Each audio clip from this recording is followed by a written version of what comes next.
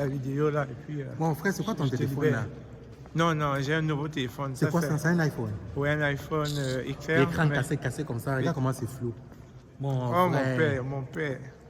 Et pitié de moi? Non, mais c'est moi qui rêve où l'image est comme ça. Non, c'est cassé, c'est pour ça que ça fait ça. Mais l'image est bonne. Ouais, super. Mais je sais pas parce que. Non, ça n'a rien à voir, ça. Ok. Je t'arrange à tantôt. Je vais attirer les oreilles de l'autre. Il n'a rien compris. Je lui donne le truc, le déplacer, le truc droit, il a mis ça penché. Oh my God.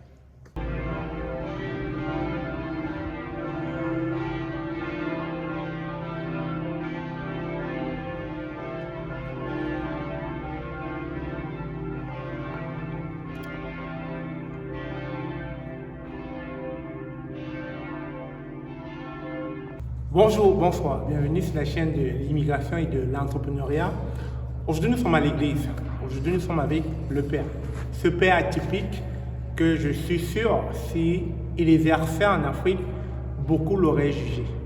Aujourd'hui, j'ai eu envie de comprendre, je ne sais pas si on va appeler ça phénomène, mais son style atypique, comment est-ce qu'il s'est retrouvé à l'église, mais déjà d'où il vient, il est parti d'où pour être au Canada, et puis surtout pour nous faire la messe comme il l'a fait tantôt, une très belle homélie. Et aussi pourquoi il n'y a que de vieilles personnes à l'église, où sont passés les jeunes. Mais néanmoins, le Père, il est assez décontracté, assez ouvert de parler de tout. Il va donc nous entretenir tout le long de cette entrevue, afin qu'on puisse connaître davantage lui. Mais surtout aussi, vous devez aller sur sa chaîne YouTube, il a une chaîne YouTube, et il a besoin de faire grandir sa chaîne, surtout pour continuer à exercer son métier de prêtre. Bonjour Père Léandre. Mon ministère. Son ministère, autant pour moi. Bonjour Père Léandre. Oui, salut Stéphane. Comment allez-vous? Oh, je vais bien, merci. Je peux vous tutoyer? Oui, il n'y a pas de problème. Ok. Alors Père Léandre, une fois je vous ai rencontré, toujours dans une rencontre religieuse comme ça, et j'ai été comme subjugué par votre style. Et j'étais curieux à l'idée d'en apprendre davantage sur vous. Surtout que les funérailles du jeune Farrell. Tout à fait. De ce jeune immigrant qui est arrivé à peine quelques jours, il est décédé. Vous connaissez, une vidéo est parue déjà sur ce décès-là. Donc je rencontre comme ça Père Léandre, et puis je décide comme ça de l'interviewer, que j'aimerais le rencontrer pour qu'on ait une interview, parce que je veux connaître déjà ses origines, d'où il vient, et pourquoi il s'est lancé dans la théologie. Pourquoi est-ce qu'il a voulu être prêtre, donc tout ça. Donc Père Léandre, parlez-nous de vous. Oh mon Dieu, ça c'est compliqué, mais en fait, moi, ma famille est originaire du Cameroun, où je suis né, où j'ai grandi. Et ma famille est immigrée en France. Et j'ai rejoint ma famille plus tard, à l'âge de 18-19 ans. Et ensuite, j'ai fait mes études dans les Pyrénées, dans la région de Tarbes-Lourdes, un BTS de chimie. Ensuite, je suis allé à Bordeaux, continuer en école d'ingénieur. Donc, j'ai travaillé 6 ans. Je suis ingénieur en chimie, spécialisé en matériaux. Okay. Donc, toute la famille vit en Europe. Et c'est l'aventure qui m'a mené au Québec. Hein. C'est un ami avec qui j'ai étudié à l'école chimie de Bordeaux qui m'a convaincu de venir au Québec. Moi, le Québec, ça ne m'intéressait pas au point de départ. Donc, c'est lui qui m'en parle, parce qu'on était resté en lien, il avait immigré, s'était installé. Moi, je partais en Australie. Il m'a convaincu, j'ai fait ma demande. Tout mon processus de sélection et puis résidence a duré 3 mois. Donc, tout le monde était surpris. Assez rapide. Oui, du coup, j'ai décidé de démissionner et puis de prendre mon sac à dos et de venir à l'aventure. Donc, c'est comme ça que je débarque au Québec en juillet 2011. Et c'est ici que la question de la vocation se pose. Mais oui, parce que vous avez fait chimie. Oui, c'est ça. Mais en fait, j'arrive ici, mais moi, j'avais déjà mis... En fait, moi, je suis né dans une famille chrétienne, pratiquante. Hein. Okay. Et donc, très jeune, j'ai senti quelque chose. Ça l'appelle à devenir prêtre. J'étais enfant de cœur. J'ai demandé à mes parents à ce qu'ils fassent la demande pour moi pour que je sois admis au petit séminaire. Ça a été tellement compliqué. Les parents se sont opposés, mais plus tard, j'ai réussi à aller. J'ai fait le petit séminaire Sainte-Thérèse Mvolier au Cameroun à Yaoundé. Et plus tard en France, l'évêque de Lourdes, Monseigneur Perrier, il me dit « Ah, tu as la vocation, va. » Je dis « Oui, non. » Finalement, je m'en vais au grand séminaire Saint-Irénée de Lyon, où je fais 10 jours. Après, je dis « Après l'expérience, c'est pas pour moi. » Et rendu à Bordeaux avec mon accompagnateur spirituel, je chemine et puis je rencontre les Carmes, le Carmel. Je chemine avec eux pendant 3 ans. Je finis mes études, ils m'adaptent un peu le parcours et puis finalement je décide de mettre la croix sur tout ça. C'est ça. Et c'est suite à ça que l'aventure m'amène au Québec. Donc j'arrive au Québec pour faire la vie, la fiesta, la bamboula et tout ça. Donc, et puis je commence à me balader aux États-Unis, les autres provinces du Canada. Et je commence à postuler comme ingénieur parce que dans mon plan de match, c'était je reste ici jusqu'à l'automne. Dès que l'hiver commence, on m'a dit que l'hiver au Québec était froid. Et donc après l'hiver, dès que l'hiver commence, je fous mon camp en Australie.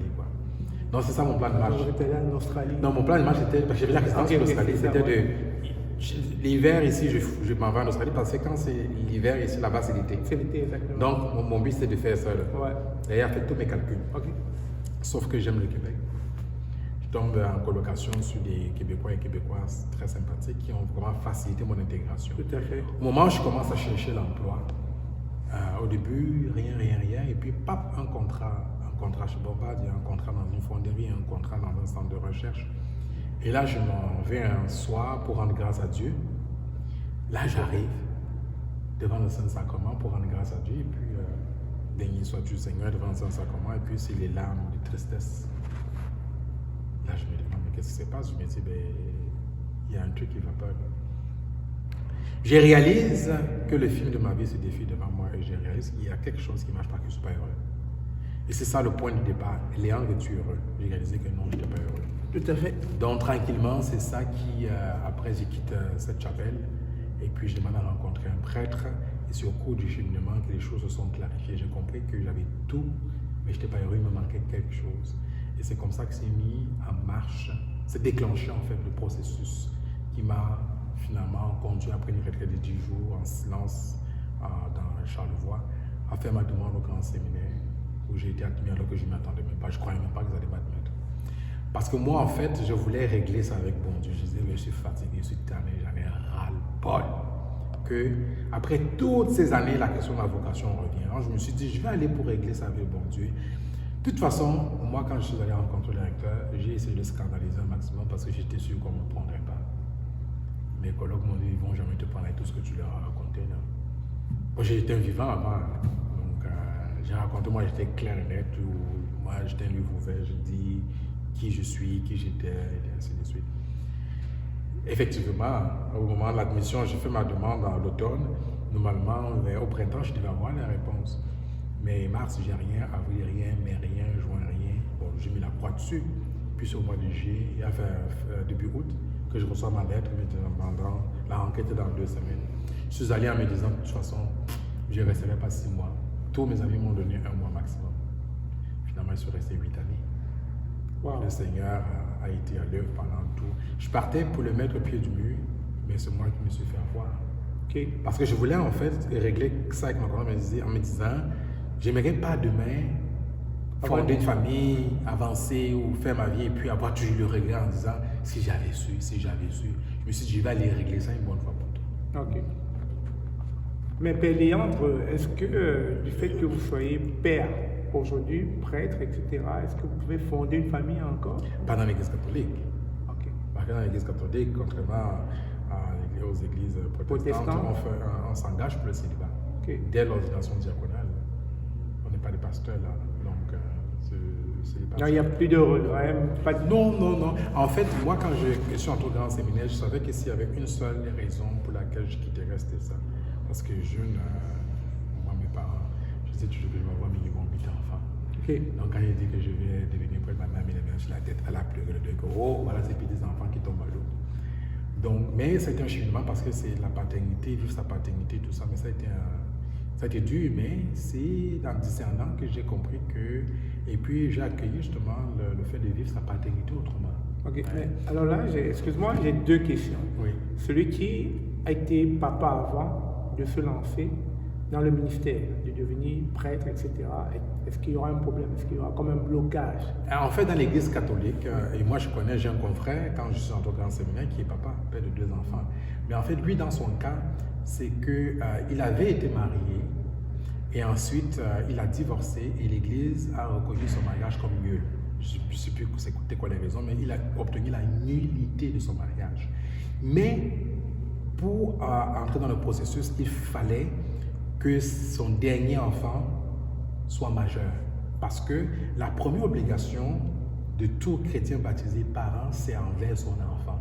Donc, c'est pour éviter que l'Église soit comme un refuge, une fuite où les gens fuient leurs responsabilités. Tout à fait. Se cachent dans l'Église.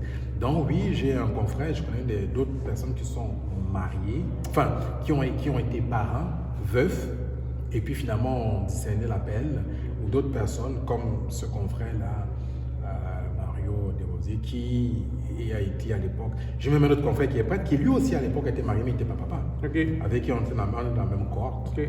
Mais la condition, c'est qu'il faut être soit veuf, soit X raison, son mariage était reconnu nul. Mais s'il a des enfants, il faut que les enfants soient majeurs. Ok, ma deuxième question, est-ce qu'on peut briser le serment? Actuellement, vous êtes prêtre. Demain, vous voulez comme changer d'avis. Est-ce que vous pouvez briser le serment et puis... Ben, en fait, briser le serment, je vais dire, ça dépend, mais je vais dire, c'est pour ça que la formation dure un temps pour que tu prennes le temps de discerner. Parce que imaginez, on s'est levé un matin et puis on dit, ah, c'est plus pour moi. C'est un peu comme les couples aujourd'hui, hein, qui ne prennent pas le temps de se préparer au mariage. Et après, quelqu'un commence à ben, on se sépare, on divorce, ça serait trop facile. Oui, on a encore eu tout récemment le cas d'un confrère qui a quitté, mais à ce moment, la demande devant Rome. Parce que c'est une longue procédure, c'est pas banal. Mais tu restes ordonné prêtre à vie. Ok, dans la technicalité de l'Église, on dit tu es réduit à l'état laïque. Ça veut dire que tu n'as plus les facultés d'exercer comme prêtre, privément comme publiquement. Mais tu as reçu l'onction à vie. Tu es prêtre selon l'ordre du roi Melchisédek, mais tu ne peux plus exercer. Donc même en privé, là, voilà. Okay. Mais c'est ça. Mais oui, ici, j'arrive après quelques années à l'évidence que c'est pas ma place. Mais à ce moment, c'est pas une décision facile. Hein. Moi, je connais quelques-uns qui sont tombés dans une dépression. Là. Comprends-tu? Parce que pour certains vivent ça comme un échec. Certains ont peur du regard des gens. Moi, j'ai toujours été libre. Moi, jusqu'à mon ordination, moi, je disais, de toute façon, à la veille de mon ordination, je disais, de toute façon, qui c'est qui... Moi, je reste ouvert à toutes les propositions. Bon, je disais ça dans la blague. Certains ont pris ça tellement au sérieux qu'ils ont capoté sur moi, quoi. Mais c'est une procédure vraiment qui est très, qui est très longue, hein, parce que tu en parles à l'évêque.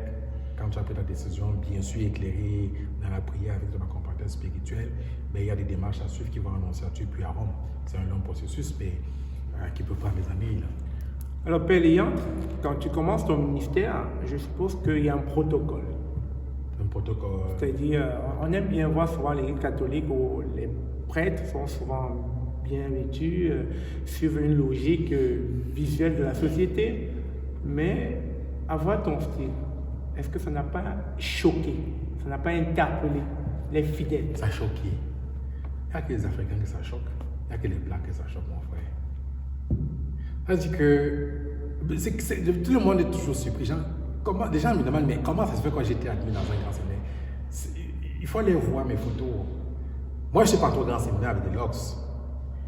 Moi, je suis entré au grand séminaire comme monsieur et madame tout le monde. J'avais les cheveux très courts à l'époque. J'étais ingénieur, donc j'avais les cheveux courts, costume, cravate, toujours bien mis et tout. Mais en fait, pour faire une histoire courte, c'est qu'un jour, j'ai décidé d'arrêter de couper mes cheveux. Ça me fatiguait. Vous savez comment ça marche, les affaires des Africains, les affaires des camins, là. Tu te rends dans un salon à 5 minutes, tu ne peux pas prendre rendez-vous, tu vas là-bas, tu attends une demi-heure, 1 heure. Le gars, il coupe un côté, il tape les divers, il commente le football, il commente l'andamba. Ça dit que tu restes comme ça, tu dis que mais qu'est-ce que je fous là? Au moment où c'est ton tour, quelqu'un d'autre qui vient te couper, te dit que non, gars, le mbôme là était là avant. Tu dis que mais les gars amènent les affaires du bois là ici. Donc c'est des choses comme ça qui m'ont fait. Je dis que regarde, ben non, je ne peux pas faire cheveux. J'ai essayé de me raser une fois dans ma chambre au séminaire. Mais les confrères ont ri de moi. J'ai récemment un souris qui est tombé dans l'eau. J'étais obligé de porter le bonnet, il change d'hiver, j'étais obligé de porter le bonnet. Depuis ce jour-là, j'ai décidé que je ne coupe plus mes cheveux. Donc j'ai gardé, je vous montrerai des photos plus tard, là, où on voit progressivement, c'est comme c'est la barbe. Je n'ai pas coupé ni les cheveux ni la barbe depuis 2013. C'est la dernière fois que j'ai arrêté de couper. Je n'ai pas coupé ma barbe ni la moustache. Donc j'ai décidé d'arrêter. Et puis ça fait des dreadlocks naturellement. C'est seulement l'été dernier, ça veut dire l'été 2022, là, que l'épouse de mon filleul, des Ivoiriens, m'attrape. Elle m'attrape au presbytère. Le curé même est passé, il a halluciné, la Wanda. Elle m'attrape et dit que non, padre, toi là, il faut qu'on arrange ça. Tu nous fous la honte. Tant qu'à avoir des dreadlocks, il faut que ce soit présentable. C'est elle qui m'a arrêté là. Elle a essayé de faire ça comme vous voyez là aujourd'hui. Mais, je vais dire, c'est parti, en fait, c'est parti simplement d'un fait que j'étais en réaction avec nos frères là, qui coiffent là. Moi, je ne sais pas quoi faire, chacun a son talent. Et c'est comme ça, naturellement, puis je trouvais que c'était cool. Mais en fait, plus ça faisait jaser le monde, plus ça énervait les gens, la famille, les amis. Je dis que bon, plus que ça vous énerve, vous allez souffrir en durée. En tout cas, comme je dis, c'est impressionnant et puis c'est l'incarnation du non-jugement parce que à voir ça, ça prouve que si on vient vers Dieu, on vient vers le Créateur, on ne doit pas regarder à l'apparence physique, on doit regarder au cœur. Ah oui. Et c'est ça justement qui semble pertinent de nos jours. Les gens regardent trop l'apparence physique et on se dit, qu'est-ce qu'il va nous apprendre celui-là? Il est prêtre de croix. Ah oui. Mais c'est normal, mais je vais dire, moi je ne juge pas les gens, mais je les accueille dans leur jugement. Il y a des mamans, nos mamans africaines, moi je les respectais. En que celles qui me fusillent du regard, celles qui viennent me... Parce que souvent je parle à soutane de col romain. Ça arrive souvent que j'arrive dans l'église comme ça, là, je viens saluer. Mon gars, quand il peut-être anti, mon fils, vous ne pouvez pas raser ça là, non. Il dit que ouais, la mère, elle me lave. Je fais un mouvement comme ça. Je passe par l'autre poche, je m'en vais dans la sacristie. Quand je sors, alors maintenant bien comme ça, la maman la met sa tête. Et anti, pardon, il faut pardonner. Moi, ça me fait marrer. Mais c'est la culture. Hein. C'est une question d'éducation, c'est une question de mœurs. Parce que c'est curieusement. En fait, moi, mes formateurs au Grand Séminaire ici à Québec, les gens voient ça, c'est un look. Parce que pendant ma formation, ils observent quoi? Comment Léandre se comporte? Est-ce que c'est un gars qui a une vie intérieure? C'est quoi ses relations interpersonnelles? Comment il chemine pour le célibat en vue du royaume? C'est quoi les 4 pôles de la formation intellectuelle, humaine, spirituelle et pastorale? Donc, c'est autant de choses.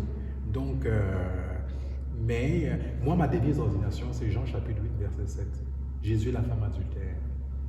C'est ma devise d'ordination. Les gens ont trouvé ça bizarre, que comment le pater là, le prêtre là peut prendre un truc comme ça. Celui d'entre vous qui est sans péché, qui prenne la pierre en premier. Moi, je suis toujours victime de jugement. Mais je m'en fous.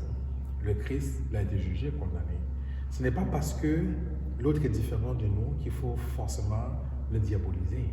Hein? Souvent, on juge rapidement sur les apparences. Hein?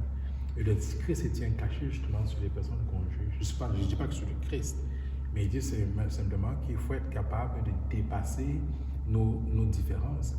C'est curieux. Nos frères et nos soeurs là, qui vont voir des dreadlocks, tout de suite, c'est un fumeur de banga. Tout de suite, c'est un drogué. Tout de suite, c'est un gros pervers. Ils me jugent sur les apparences. Et après, ils vont se surprendre que les blancs vont les juger sur leur couleur noire. Ça dit qu'on est vraiment incohérent. Ce qu'on ne veut pas qu'on fasse à notre rencontre, là, à notre égard, on le fait aux autres. Mais on va dire que je suis sûr que ceux qui nous regardent, ceux qui nous vont dire c'est pas la même chose. C'est peut-être pas la même chose, mais c'est un jugement pareil. Tu ne veux pas être jugé sur ta couleur, sur ton accent, sur tes origines, mais tu juges sur une différence. Il faut aussi être capable de comprendre que l'autre qui est raciste là, qui n'est pas forcément raciste par haine, qui est raciste par peur de la différence, parce que pour lui c'est nouveau, ben est-ce que tu es capable de le comprendre? Bon, donc chacun a un peu un chemin à faire dans ce sens. Les tatouages, quand je me suis fait tatouer, tout le monde m'a demandé, ah, tu étais un extola, tu étais un perverti, un dévergondé avant d'entrer au Grand Séminaire. J'ai gens au Rwanda quand je leur ai dit que non, j'ai fait mes tatouages au Grand Séminaire. J'ai fait mes tatouages quand j'étais en stage. Après 6 ans de formation, à 2 ans de la fin, c'est là où j'ai fait mes tatouages. Tout le monde est tombé de nu. Hein? La question, c'était quoi la motivation derrière? Mais moi, je prends le temps avec les personnes qui essaient de comprendre, hein? Les personnes qui... Moi, je ne juge pas. Hein? Bon, c'est sûr, moi, je suis un pécheur comme vous. Donc, ça peut m'arriver de perdre patience. Mais je m'en fous. Il n'y en a rien à foutre. Il n'y en a rien à cirer de ce que pensent les gens. De toute façon, que tu fasses pas, les gens auront toujours à dire. Les gens auront toujours un commentaire à faire. Tu ne feras jamais l'unanimité. Et puis, de toute façon, Quand on dit du bien de toi, fais comme les morts. Parce que quand on va dire du mal de toi, il faut aussi faire comme les morts. Tout à fait, tout à fait. Alors, Père Léandre, je ne vais pas prendre beaucoup de ton temps. Je sais que tu as appelé à d'autres séminaires, à d'autres ministères, où certains fidèles ont besoin de toi. Mais c'est sûr que tu vas revenir sur cette chaîne parce que c'est clair que la religion est au cœur même du continent africain. Il y a beaucoup d'Africains qui croient en Dieu. Mais une fois au Canada, il y a beaucoup qui commencent à se détacher de la religion quand ils ont ouvert leur cerveau, si je peux dire comme ça, ouvrent leur mental, ils disent que Dieu n'existe pas, etc. Ceux-là, alors, je les attends toujours. J'aimerais qu'on ait une prochaine vidéo où tu vas nous parler de ça. Pourquoi beaucoup, quand ils arrivent en Occident, en Europe, se détachent de Dieu, etc. Tout à fait. Donc déjà, n'oubliez pas d'aller sur la chaîne YouTube de Père Léandre.